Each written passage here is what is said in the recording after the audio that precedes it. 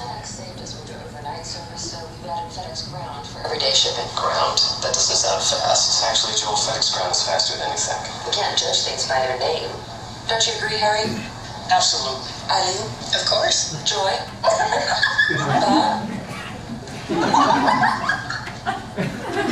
You see, Joel, we all agree that FedEx Ground is fast despite the name Ground. Well said, Mr. Turkeyneck. FedEx Ground, fast and reliable, and less than you think. It's interesting. TV's all about impact. What do you think? Did this create impact? I thought this one was really fun, but I also found it to be very literal in the context of where I was sitting with 50 other people, which maybe other people were watching with 5 or 8 people. The relevancy of being a little bit humorous was good, but it was, I don't know if people actually picked up every single word of what they were saying. I love the turkey neck thing. I didn't actually get it until I played it online to review for this. So I kind of missed it. But, it was good for FedEx, it was silly, it was appropriate. I just don't know if it was the production value for 2.6. Well, that's exactly why I love it. That's my kind of humor. It's smart. It's not relying on special effects, big budgets, dancers, singers, paid for songs, vignettes strung together that were shot all over locations. It's 6 or 7 people in a room with witty dialogue. It's all about the product. It's funny. You could kind of, after Harry, you could kind of guess on, that Bob and Eileen are coming, but you're never going to guess Mr. Turkeyneck is the joke. And that performance is it's etched into my brain forever, I think. Yeah, this was my favorite spot too, but I didn't think it was a Super Bowl spot only because it was so thoughtful and kind of smartly written that I don't think it probably played in a lot of living rooms where people were yelling and drunk and everything else. It's a great spot, but it's probably a little quiet for the Super Bowl. And I always thought of a turkey neck as being a lot more crepey and hanging, Mr. Fat Neck or Mr. Double Chin. So I might have done like an alternate version. There was a time in my life, a long time ago, where I had hair like Mr. Hair. I dug the spot. I'm with Paul. I would even spend, millions of dollars on it. FedEx knows who they are. They have a long tradition of doing humorous spots. It's well acted, well cast. I got a laugh. I thought it was good. I just thought it was okay. Maybe it went over my head, or maybe I'm slow. I didn't catch the Eileen at first or Bob until I watched it again on the internet. Then I said, oh, okay, got it now. So to me, it wasn't that effective. Nice spot, needs frequency. Yeah. What was said definitely in that spot. I almost like the last year's prehistoric. Yeah.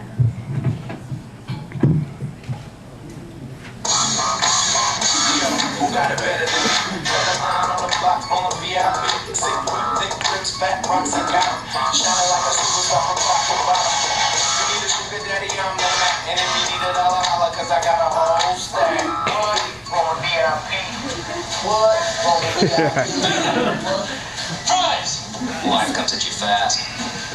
Thank you. A nationwide annuity could guarantee you income for life. Nationwide is on the side. My question is whether or not all the Federline fans and groupies know what Nationwide is. So I have an addendum to my prior comments about no budget, no celebrity, no music, no multiple vignettes shot all over the place. You can do all that if at the end you make fun of a pathetic celebrity. That is okay. So I really appreciated her tape that at the Friar later. I thought that was a nice touch.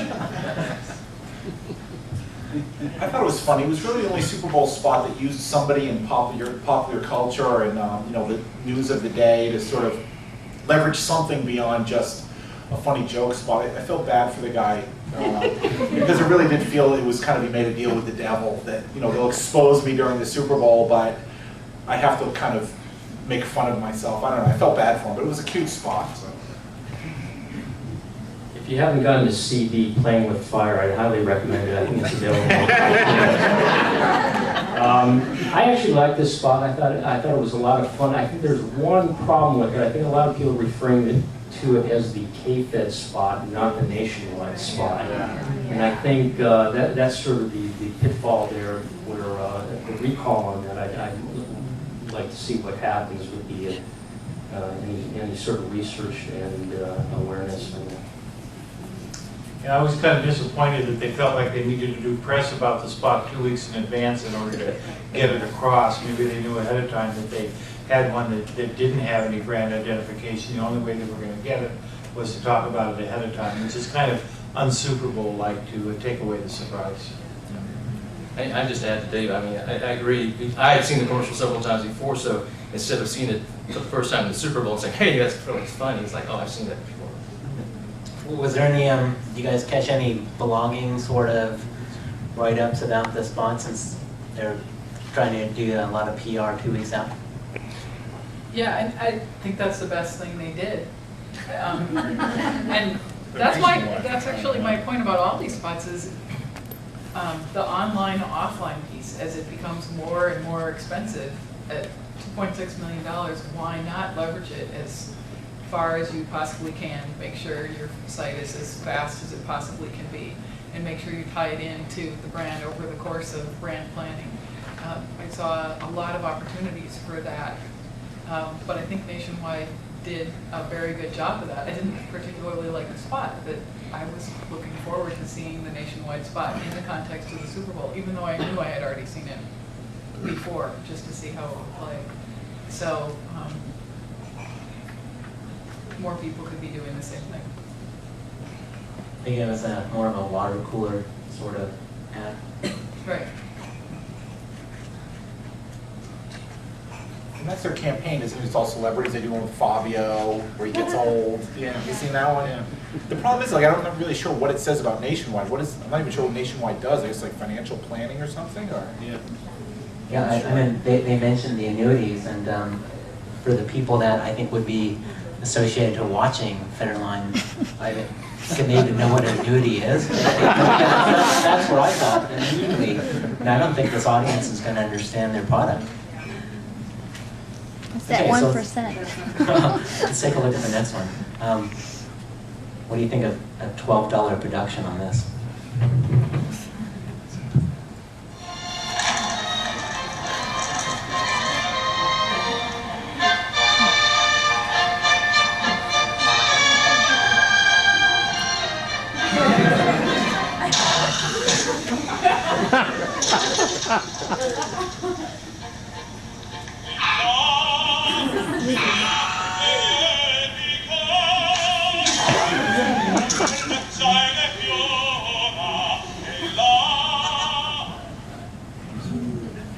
So would you have thought that this was worth or made by, with a production budget of about $12?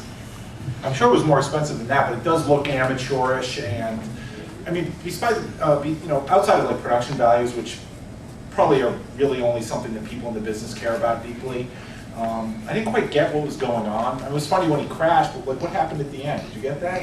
No, I didn't. Like she fell. I'm not sure what she was doing. It was a little confusing, and like the bigger thing is like, do marketers get any value out of having consumers do the commercials for them? And it's not really. It just seems like it's an imitation of a professionally made commercial as opposed to something that reveals something that only a consumer could kind of come up with, or some more personal take on the product. It just felt like a student copywriter as opposed to something more revealing. I don't know.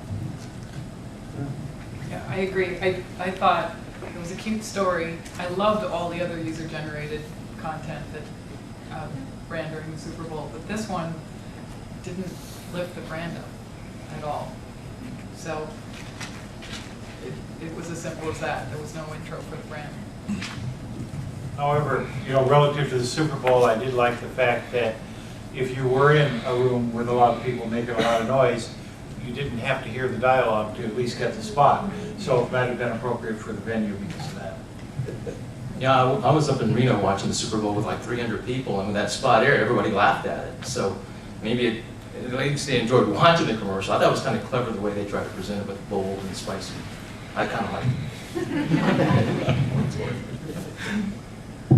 I don't know, what do I know? I mean, people love it, they keynote it, I saw it, and I knew nothing about it, I didn't know that students didn't or anything, I looked at it and I said, geez, you know, that's on the Super Bowl? I mean, it didn't live up to my expectations. I wonder how these expectations are really, you know, building up the hype too much for these spots and be effective. I'll find a bit of merit in it, in my opinion, was on the classic story of nerdy guy and an attractive woman, and nerdy guy fumbles and does something stupid and smashes his car. At least in the end, you know, the attractive woman, I thought there was a little bit of surprise when she also stumbled and fell, and she actually looked maybe even more foolish than he did. So I give you points for that. Great. Any other comments? Well, I think with, you know, it's the whole user-generated content thing, I think with the birth of YouTube and, you know, ad campaigns like this, it gives people the idea that, hey, advertising, anybody can do it. If I have a video camera, I think we need to shut that down immediately. This is very dangerous. Keep talking. Now you're going to be on YouTube saying that. Yeah, the next thing we know, we'll have consumers doing media buying. There's computers that do that now. Thanks,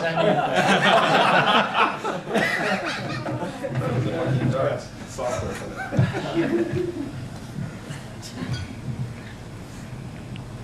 Hey, Pete, something ain't right, man. Look at this.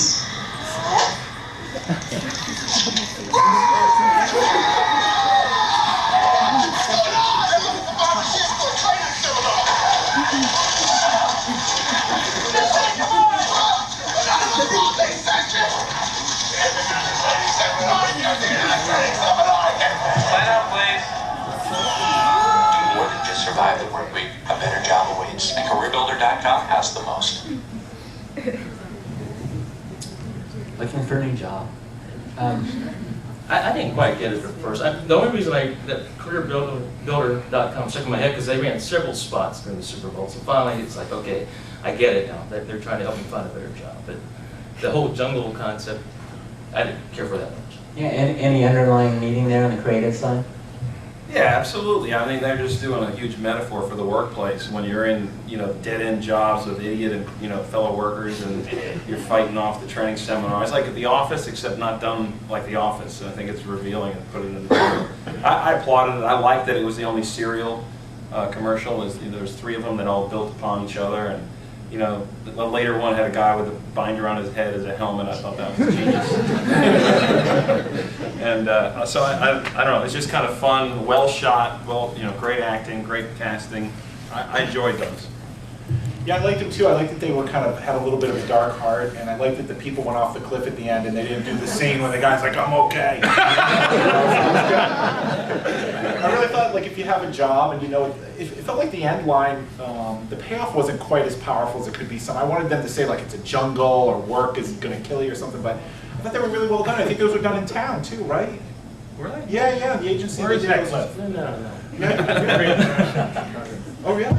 Yeah, with those guys, I thought it was, they were inventive. It was a nice segue from the monkeys. I think they did that last year. Yeah. You know, it was just fun to see the workplace out in the jungle. You know, Yeah. so I thought they were pretty inventive and you know, engaging. Great metaphor, and clearly something that hasn't been done before, which is really wonderful.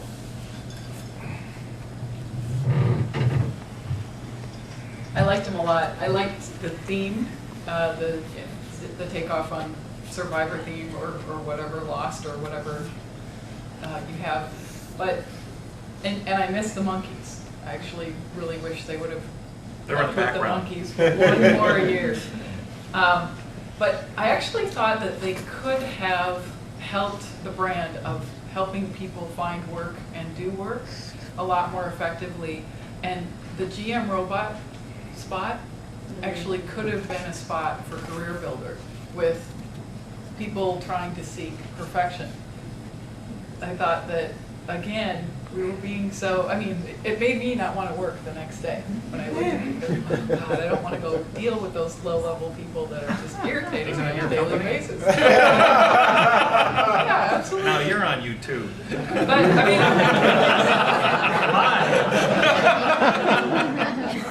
I'm not the only one that felt that way after looking at that. I mean, it really resonated in your heart. And what I wish for America is that we would have been moving toward the GM robot message of perfection instead of work sucks. When I saw the GM thing, I couldn't help but think and feel bad for the union workers. Yeah. I don't know why. I just immediately thought, wow, you're going to feature a robot in your ad, and all the workers you're laying off in droves year after year. I don't know. Seemed like a weird choice. Yeah. Yeah. That's a sidebar. It got him the account though. Yeah. They were assigned Saturn the next day. Oh, that Deutsch? Yeah. Go figure.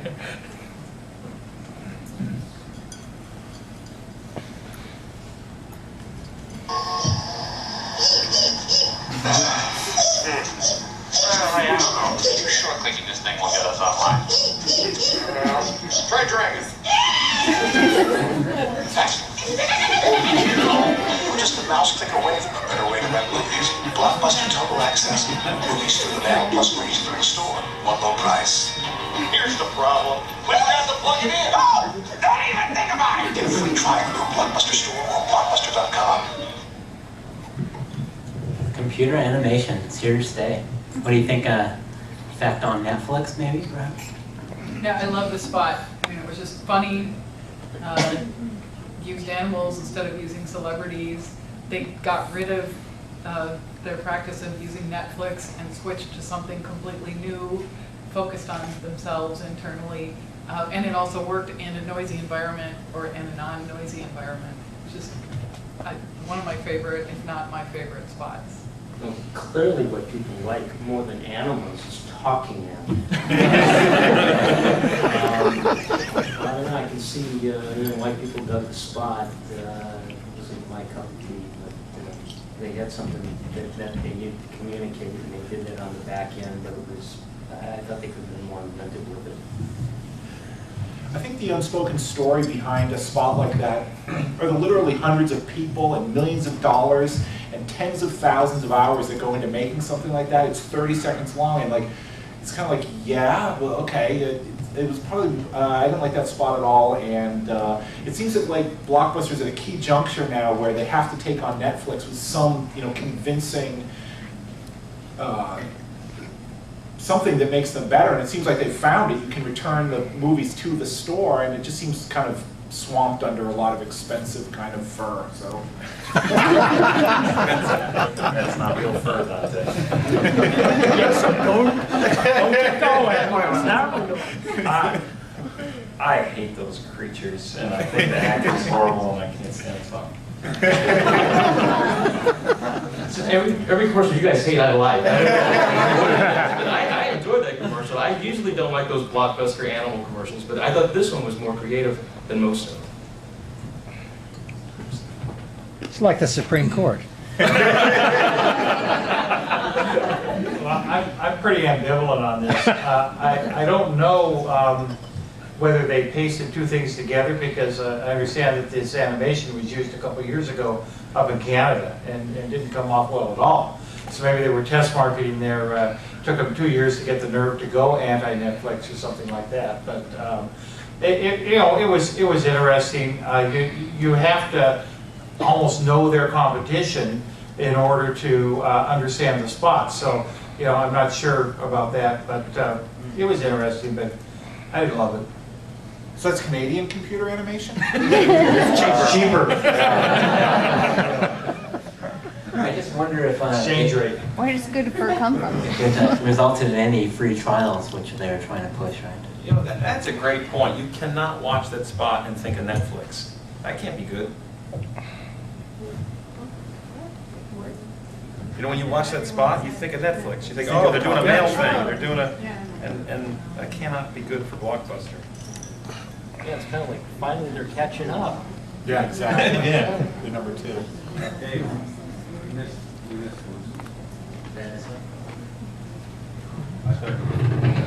Paper plastic. Paper fun. Fashion shades. That's cool. I already have it now.